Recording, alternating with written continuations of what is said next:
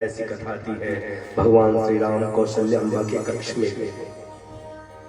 जब भगवान राम ने कौशल्या के कक्ष में प्रवेश किया, उस समय का वर्णन वाल्मीकि रामायण में आया है कि कौशल्या अम्बा राम जी के लिए पीताम्बरी सिल रही थी। भगवान श्री राम जैसे ही कौशल्या के कक्ष में प्रवेश किए, गोस्वामी जी कहते हैं कौशल्या दौड़ कर आई और श्री राम को हृदय से लगा दिया। माँ को तो भी कुछ पता ही नहीं कि क्या क्या हो गया है। कौशल्या तो भी यही जानती है कि राम का राज्य तिलक होना है। माँ को तो पता भी नहीं है कि राम को वन जाना है। और जैसे ही राम आए, हृदय से लगाया है। गोस्वामी जी कहते हैं रघुकुल तिलक जोरी दो मुदित मात पद नायक। भगवान श्री राम दोनों हाथ जोड़कर अपनी माँ के चरणों में प्रणाम किया। कौशल्या ने खूब आशीर्वाद दिया और आशीर्वाद देने के बाद पता है क्या किया? कभी राम के मुख को चूमती है, कभी मस्तक को चूमती है, कभी हाथों को चूमती है। बेटा कितना भी बड़ा क्यों ना हो जाए भैया, माँ के लिए बेटा तो सदैव छोटा ही होता है। कौशल्या ने राम को गोद पर बिठाया है और जैसे कोई छोटा से बच्चे के सर पर हाथ घुमाए, ऐसे श्री राम के सर पर माँ हाथ घुमाने लगी। कभी राम का हाथ अपने हाथ में लेकर राम के हाथ को चूमती थी। राम जैसे गोद में बैठे, गोस्वामी जी ने वर्णन किया है कौशल्या के स्तनों से दूध की धार बह पड़ी। यहाँ लिखा है रामायण में, गोद राखी पुण्य हृदय लगाई, गोद राखी पुण्य हृदय लगाई, स्रवत प्रेम रस पयद सुहाई, सादर सुंदर बदन निहारी, बोली मधुर बचन माता। ने कहा राम सुन बेटा, तू एक काम कर, जल्दी से स्नान कर ले और स्नान कर कर कुछ भोजन कर ले, क्योंकि राज्य तिलक में बड़ा समय लगता है। राज्य तिलक में बहुत समय लगता है राम, इसलिए कुछ भोजन कर ले बेटा। एक बात बताएं भैया, दुनिया में माँ ही ऐसी होती है जो सदैव बच्चे का पेट देखती है। भगवान कृष्ण जब मथुरा से चले, यशोदा को छोड़कर और थोड़ा सा रथ आगे बढ़ा, यशोदा अपने महल से दौड़ कर आई और रथ के सामने खड़ी हो गई और बोली अक्रूर जी 2 मिनट के लिए रथ रोको, 2 मिनट के लिए रथ रोको। और जैसे अक्रूर ने रथ रोका, दौड़ कर यशोदा महल के अंदर गई और कन्हैया के लिए माखन मिश्री कपड़े पे बांधी। और जैसे माखन मिश्री लेकर बाहर आई, यशोदा धड़ाम से गिर गई। माँ सदैव अपने बच्चे का पेट देखती है। कौशल्या ने कहा राम तू कुछ भोजन करके, तेरा राज्य तिलक होना है। भगवान राम ने कहा माँ मेरा राज्य तिलक तो हो गया, मेरा राज्य तिलक हो गया। कौशल्या ने कहा इतना जल्दी? हाँ, मुझे मेरे पिता ने राज्य तिलक दे दिया है माँ। और सुन, मैं अयोध्या का राजा नहीं, मैं वन का राजा बन गया, मैं वन का राजा बनकर। गोस्वामी जी कहते हैं धर्म धुरी धर्म गति जानी, धर्म धुरी धर्म गति जानी, मातु सर अति प्रिय कुमारी, कहे वो मात सर अति प्रिय कुमारी, पिता मोहि कानन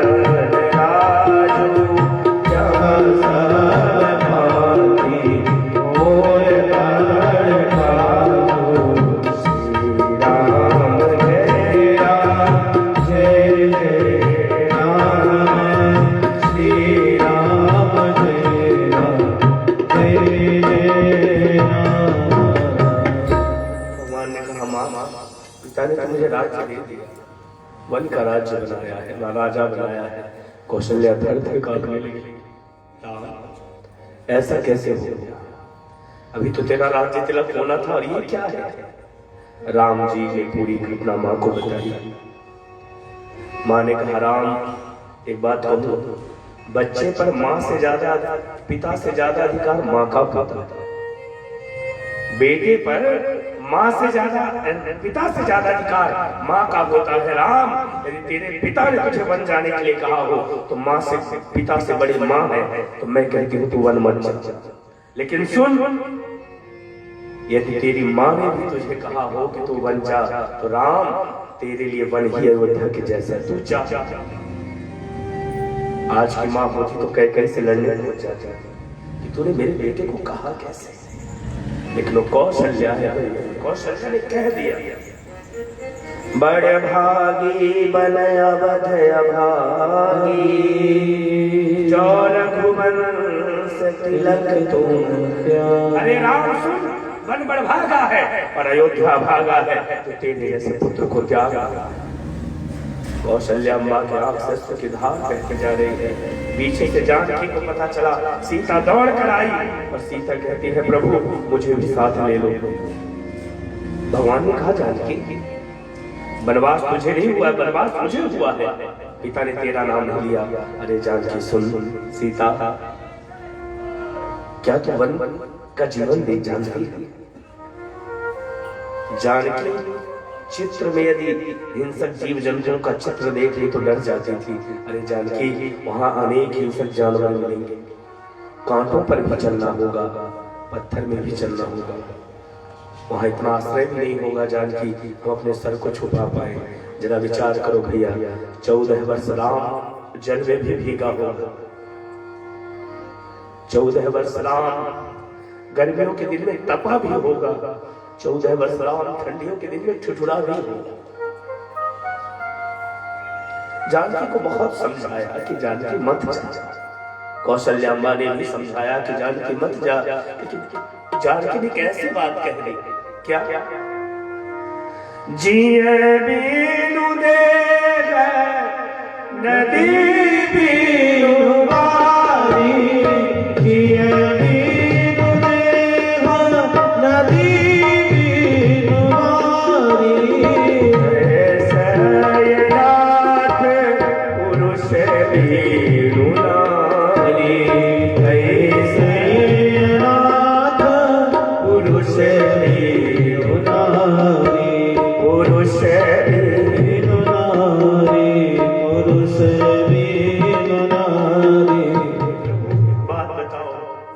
जल के बिना नदी का अस्तित्व तो है क्या?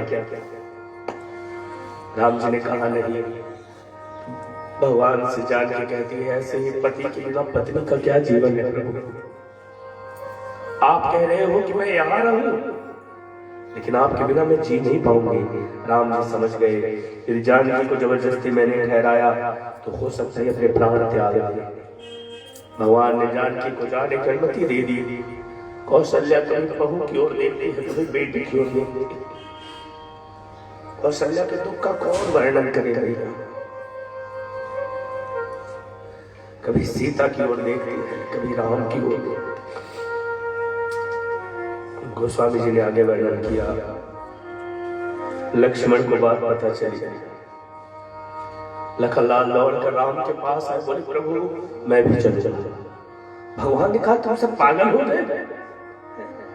अरे लक्ष्मण एक बात सुन, अयोध्या में अभी भरत नहीं है, अयोध्या में शत्रुघ्न नहीं है। और एक बात बता, मैं तुझे लेकर चला जाऊंगा, जानकी भी जा रही है, अयोध्या को कौन संभालेगा? पिताश्री को कौन संभालेगा? माताओं को कौन संभालेगा? लक्ष्मण जी ने कहा भैया ये बताओ मुझे कौन संभालेगा? मुझे तो बताओ मैं किसके सहारे रहूंगा? प्रभु मैं माता पिता नहीं जानता, सखा नहीं जानता। जब से लक्ष्मण ने जन्म लिया है तो केवल और केवल आपको जाना है। प्रभु एक बात और सुन लो, परछाई कभी किसी से अलग नहीं होती और मैं आपकी परछाई हूँ। मैं आपके साथ ही चलूं। लक्ष्मण को राम जी ने बहुत समझाया। तब लक्ष्मण कहते हैं, गुरु पितु मात न जानहु काहू, कहूँ सुभावनाथ पति। हे प्रभु सुन लो, ना मैं माँ जानता, ना पिता जानता, ना गुरु जानता, मैं केवल आपको जानता। हे प्रभु मुझे साथ में रखो। सेवक हूँ तेरा राघव, सेवा में साथ रख लो। मैं आपका हूँ प्यारा, मुझे अपने साथ रख लो।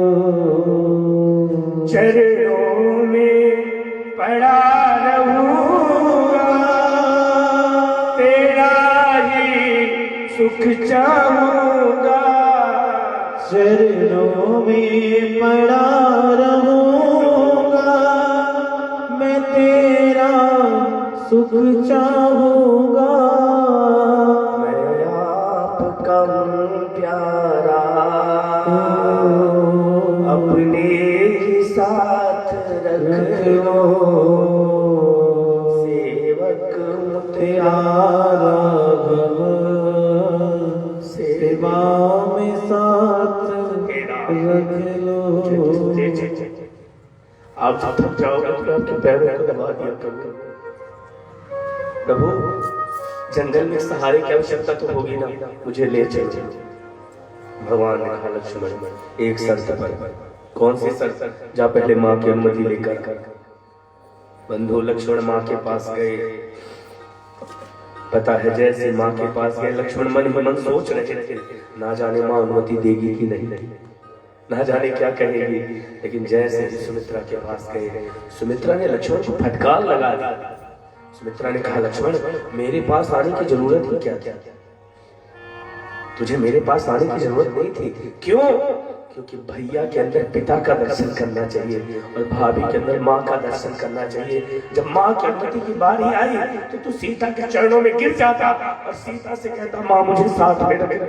भाभी भी तो माँ ही है। और कहा है, तात तुम्हारे मातु पिता राम सब भांति सने। तुम्हारी माँ जानती है पिता राम है, तू जा। सच बताओ लक्ष्मण, पुत्रवती तो वही है जिसका पुत्र राम भक्त हो। तू जा।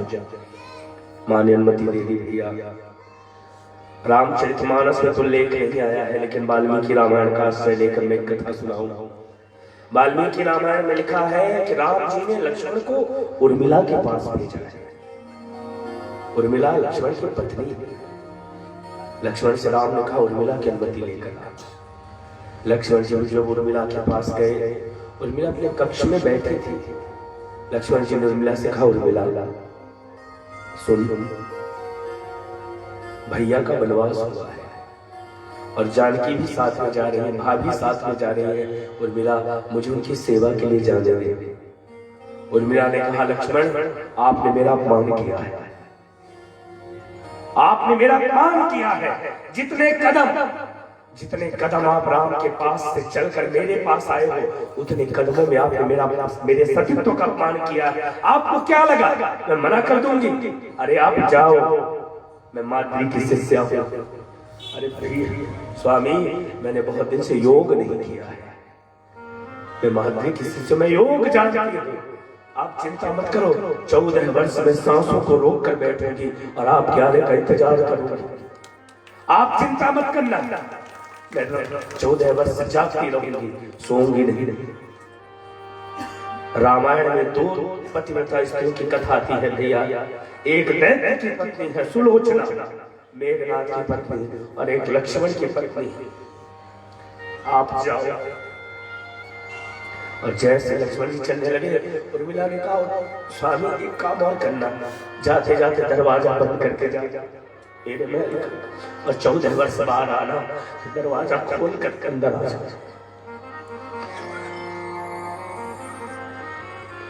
रामायण त्याग का ग्रंथ है।